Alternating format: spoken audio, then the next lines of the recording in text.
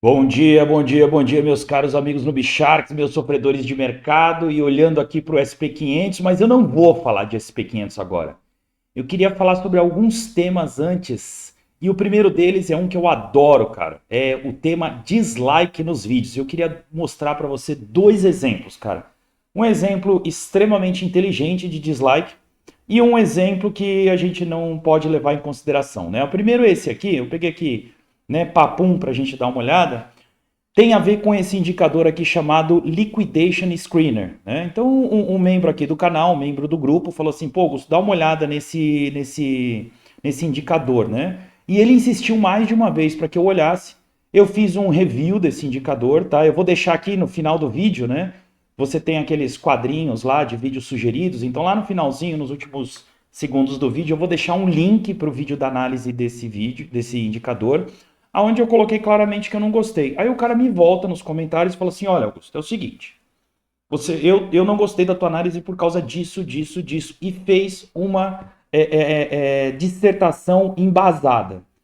No momento eu falei, deixa pra lá. No segundo momento eu falei, porra, o cara foi inteligente.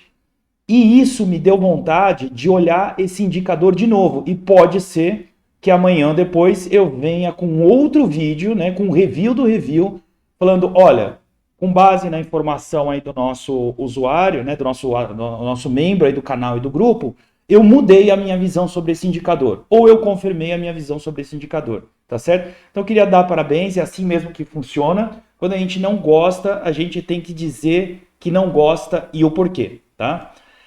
A outro exemplo está relacionado a isso aqui, que foi aquele vídeo que eu fiz dizendo que usar alavancagem alta é a mesma coisa de usar alavancagem baixa, né? E aí veio um inscrito aí no canal, na verdade nem sei se ele está inscrito, e usou aí, cara, palavras ofensivas, né? Enfim, para descrever o conteúdo desse vídeo. E aí ele, na minha opinião, ele perdeu a razão quando ele diz, nossa, ele falou até que ia informar para órgãos governamentais e não sei o que lá. Eu podia ter simplesmente tirado o comentário, mas eu mantive o comentário para ficar lá como registro. Pode ser que depois desse comentário ele tire o comentário dele. E aí morreu porque ele disse o seguinte, ele falou assim, Augusto, você diz no seu vídeo que pegar US$ 5.000 e entrar 10 vezes é igual a pegar US$ 5.000 e entrar com 100 vezes. E aqui está a prova de que eu não disse isso, né? Tanto é que eu até brinco no começo do vídeo, né? Se a gente usar aquele treco que está grudado em cima do pescoço, a gente consegue usar alavancagens altas aí com bastante segurança, tá ok? Olha até o que eu digo nesse vídeo aqui. Nesse exemplo que eu dei, eu disse que entrar 5 vezes com US$ 115 é a mesma coisa que entrar em 50 vezes com US$ 11,56 ou entrar 100 vezes com US$ 5,78 mais uma margem adicional de 4,22, né? Vou deixar esse vídeo lá no final também, para você que não assistiu, assista, né? Mate aí a sua curiosidade a respeito disso. E aí você pode até colocar lá se você concorda comigo ou concorda com o camarada, e vida que segue. Isso é o que faz a gente crescer. É uma pena aqui que a pessoa usou palavras ofensivas, etc e tal. Aí já na largada já perde um pouquinho a razão, né? Mas enfim, vamos para o nosso dia a dia, tá ok? Vamos olhar aqui para o nosso SP500. Isso aqui foi uma figura gráfica que eu desenhei lá na sexta-feira.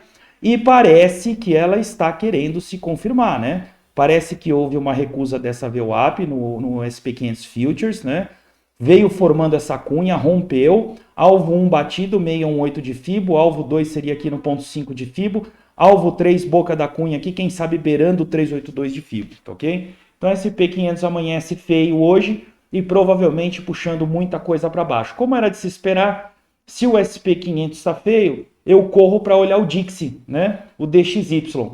E aí a gente vê o que se espera, né? Uma confluência. Então o SP500 caindo e a turma correndo aqui para o dólar. Embora, gente, a gente precisa ver para onde que esse dinheiro está indo, porque os bonds 10 anos, né? O Treasury 10 anos dos Estados Unidos, ele está printando uma cunha, tá? Então a turma está indo, né, para esse ativo, tá joia? Tá dolarizando, está se dolarizando. Já tem aqui o desenho montado. Está se dolarizando, né? Seria normal ver um rompimento dessa cunha para baixo, buscando aqui uma região de suporte. Esse aqui é o alvo da cunha, que seria o primeiro alvo. O segundo alvo seria o alvo do mastro, né? Maior. Mas num primeiro momento seria isso aqui. Mas se o mercado quiser que essa cunha rompa para cima, meu amigo, ele vai romper e não tá nem aí para ninguém, tá ok? Uma outra coisa que eu já comentei aqui é a gente pegar aqui, ó, cadê? Deixa eu ver aqui as minhas observações. É esse aqui, ó, tá ok? Observações aqui.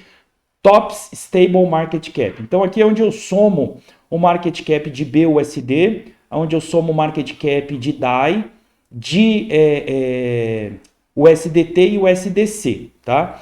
Então a gente percebe aí nos últimos dias a turma realmente caminhando aí para se dolarizar, tá? Então a gente viu aqui uma LTB descendo aqui, ó, tá certo?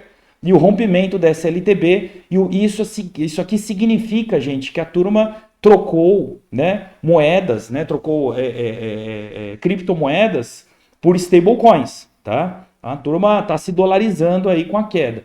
Também não é a melhor coisa para se ver aí no dia a dia, tá ok? Quando a gente vem aqui para o gráfico do Bitcoin, existem esperanças, tá? Volto a falar sobre aquela linha que eu tracei aqui nesse dia aqui, ó, que foi no dia 20 de julho, 20 de julho, e realmente ela estava aqui meio que no centro dessas duas VWAPs, e ó, tentou uma, tentou duas, tentou três aqui, um monte, deu uma última tentativa em 4, e rompeu, e veio testar aqui o fundinho desse nosso canal. Muita gente desenhou essa cunha, muita gente estava aqui botando fé nessa cunha, e de fato ela rompeu para baixo. Veio buscar um nível de suporte que eu já havia comentado também, que seria o nível de suporte dessa recusa de queda aqui, com esse canalzinho, tá?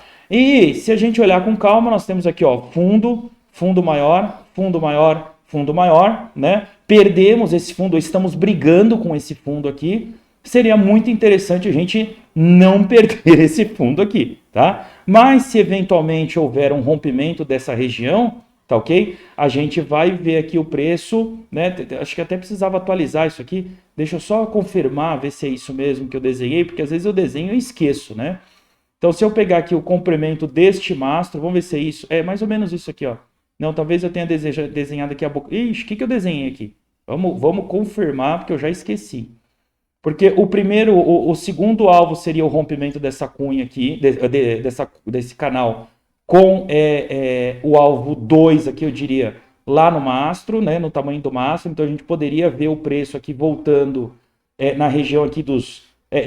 quando eu desenhei antes, ele tá... Bom, enfim, né, daria para vir aqui nos 12.300 dólares. Esse aqui seria o alvo 2, né? O alvo 1, como a gente já falou aqui 1 quadrilhão de vezes, é a abertura do canal. Então, vamos medir essa abertura do canal aqui para ver qual que seria o alvo 1 desse eventual rompimento, tá? O alvo 1 um pouquinho menor, um pouquinho mais conservador.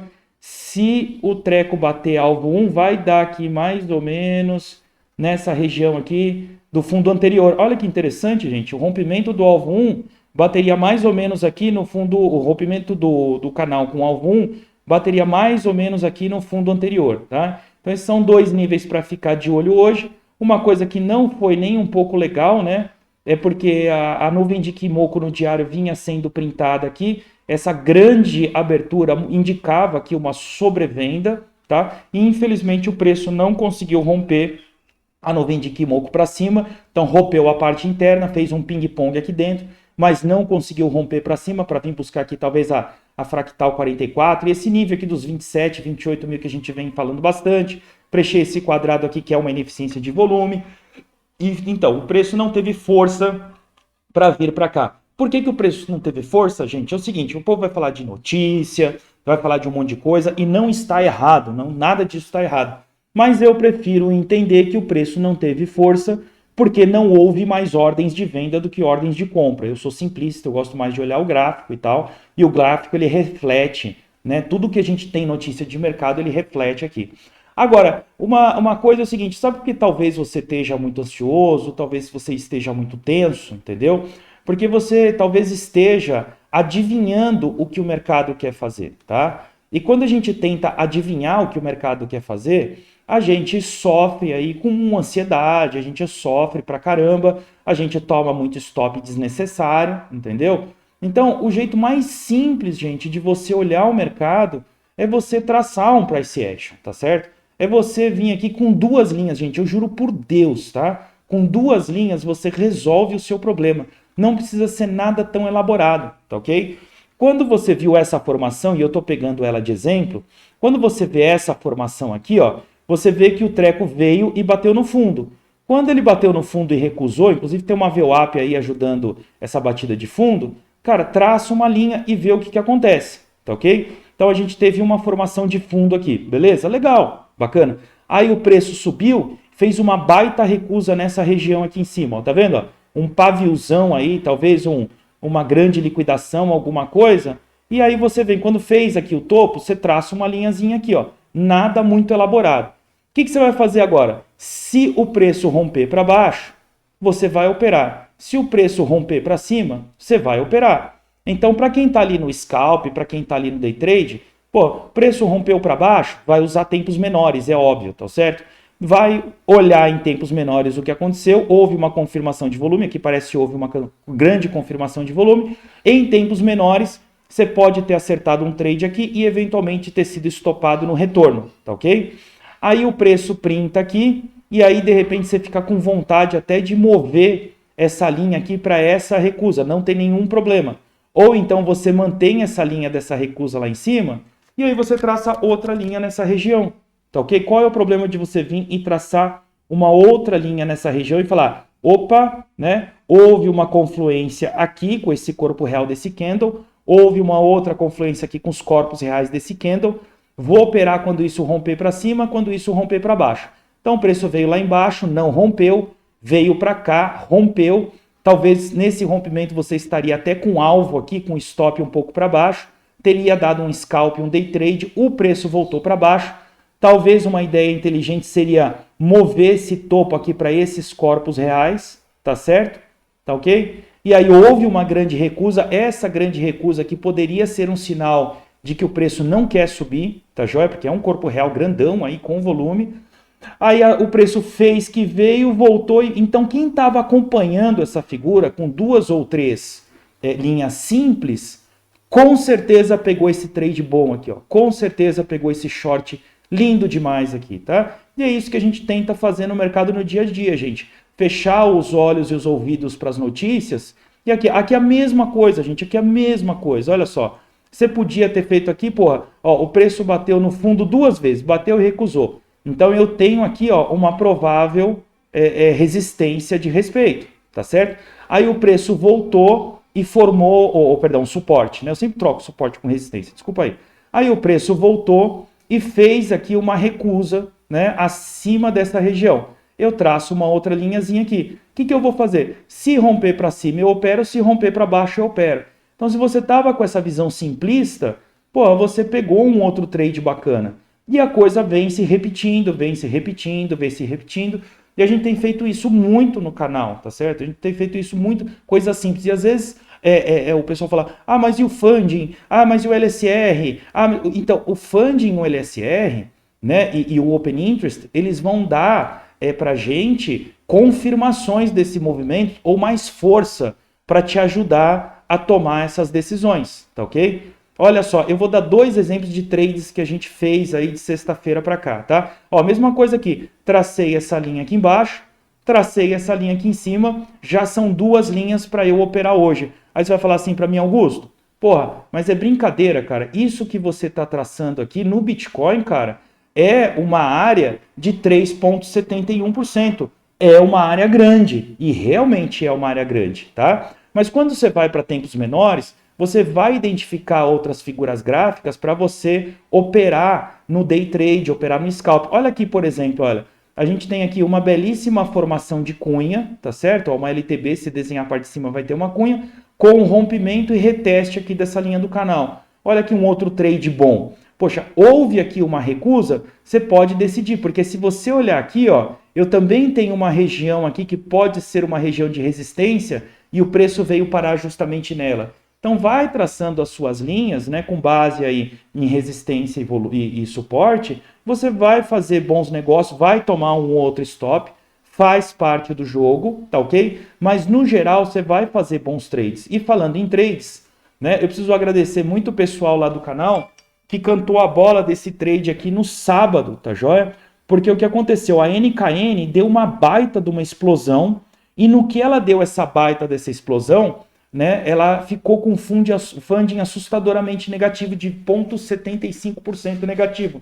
Dava a indicação de ter feito, de fazer um movimento maior de alta. E olha que ela veio subindo aqui, gente, em sobrecompra, sobrecompra, sobrecompra forte, porque o funding definitivamente estava negativo. Teve gente até que falou assim, Augusto, me passa a manha de como fazer entradas em 1 minuto, porque lá no canal eu sugeria aí possíveis entradas em 1 minuto. Na verdade, não é que você tem que operar no 1 minuto, nos 5 minutos, numa hora, no 4 horas. É que como a moeda estava extremamente violenta, né? Então você buscar aqui, por exemplo, numa hora, no 2 horas, você ia ver muito pavio. Ai, caramba, agora que eu voltei para 1 minuto aqui, eu não vou conseguir me achar. Deixa eu voltar para 1 hora aqui. Mas o legal é o seguinte, se a moeda está com movimentos muito bruscos e violentos, vale a pena você olhar em time frames, né, menores e você traçar ali os suportes e as resistências em tempos menores, porque você pode pegar amplitudes muito grandes num espaço muito curto de tempo. Tá ok? E deram excelentes trades aqui, tá certo? Deram excelentes trades.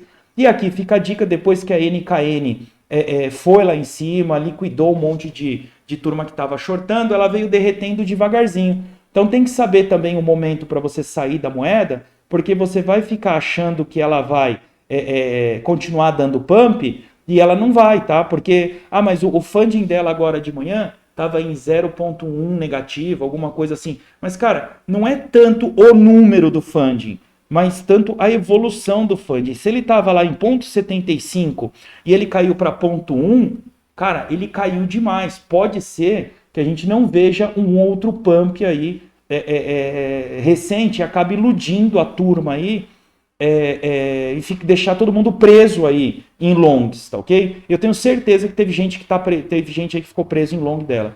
Um outro exemplo que a gente falou na sexta-feira foi a TRB. A TRB estava com funding assustadoramente positivo, dando a total indicação de que ela cairia. Tanto que eu desenhei esse canal de Fibo, né? A região 0 está aqui no meio, tá ok? Aí região mais 1, menos 1 aqui, ó, traçada nos topos. E tudo indicava que ela ia cair por causa do funding negativo. E, de fato, quando ela fez essa liquidação aqui, o funding dela que estava lá em 0,4 positivo e tal, ela caiu para 0,1. Então, ela eliminou muita gente, né, que estava em long. Embora o funding continuasse positivo, ele liquidou talvez muita gente que estava acreditando na alta e agora o preço pôde recuperar a tendência de alta. E realmente rompeu aqui esse canal e foi lá para as alturas. Não sei como essa moeda está aqui hoje, mas assim, é importante a gente não operar 100% no sentimento, mas entender o sentimento na hora de construir uma operação que deve ser baseada mais no price action, de acordo com a minha visão, tá? De acordo com a minha visão, ser baseada mais no price action do que em qualquer outra ferramenta. Aqui, por exemplo, ó, você pode ver que ela está formando uma LTA, tá? Olha aqui ela formando uma LTA bonito, né? Esse canal eu já preciso apagar ele, porque ele já foi totalmente invalidado, né? Então preciso buscar outras figuras gráficas se eu quiser operar nela aqui. Porque, olha, eu tive aqui a formação de talvez uma cunha ou um canal, né? Aqui um rompimento para baixo, talvez um reteste para continuar saindo, talvez um fake breakout com apoio aqui na EMA 200, não sei. Mas é um exemplo que se eu tivesse me guiado completamente pelo funding positivo, eu estaria preso aqui embaixo em algum lugar, tá certo? E o ativo subindo.